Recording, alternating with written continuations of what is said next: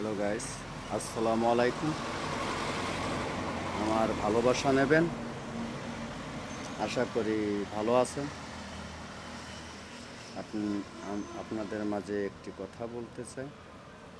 সে কথা হচ্ছে এই সমন্বয়কারীদের নিয়ে। এত আন্দোলন, এত কিছু শেখ হাসিনাকে পতন করার জন্য, শেখ হাসিনাকে বাদ দেওয়ার জন্য এত কিছু আয়োজন করে লাস্টে ফলাফল জনগণ কি পেয়েছে? এই সমন্বয়কারীদের কাছে কিছুই পায় নাই। সে হচ্ছে এখনও দেশে অন্যায় অগরণ চলছে, লুটপাট চলছে, চুরি ছিনতাই চলছে, গরিব অসহায়ের পরে গরিব অসহায়দের বিপদে ফেলাচ্ছে। একটা লোক একটি অটো রিক্সা বা অটো কিনেছে, তার 3-4টে ছেলে মেয়েদের আছে পড়ানোর জন্য। আজকে সেই অটো পর্যন্ত কেড়ে নিচ্ছে। অনেক ভিডিও দেখি, আমি খুব কষ্ট লাগে। আমি এই বাংলাদেশের সাধারণ একটি নাগরিক হিসেবে আপনাদের মাঝে একটি কথা বলতে চাই। শেখ হাসিনাকে পতন করে আপনাদের কি লাভ হয়েছে না লস হয়েছে, আপনারা এখনই হারে হারে বুঝতে পারছেন। দেখেন, টিসিবির মাল, টিসিবিতে তেল, চাল, ডাল দিতেন শেখ হাসিনার সরকার, সেটাও বন্ধ হয়ে গেছে। এই ডক্টর ইউনূসের সরকার এসে সমন্বয়কারীদের নিয়ে আসে। আপনারা বুঝতেছেন তো যে কীভাবে এখনও অফিস আদালতে, সরকারি অফিস আদালতে, পৌরসভায় যান কিংবা আপনি যে জায়গায় যান,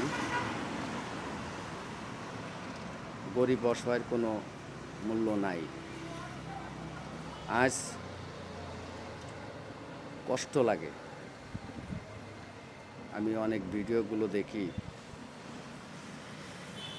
এই অটো রিক্সা বা অটো ভ্যান কিংবা অটো, এরা খুব কষ্ট করে।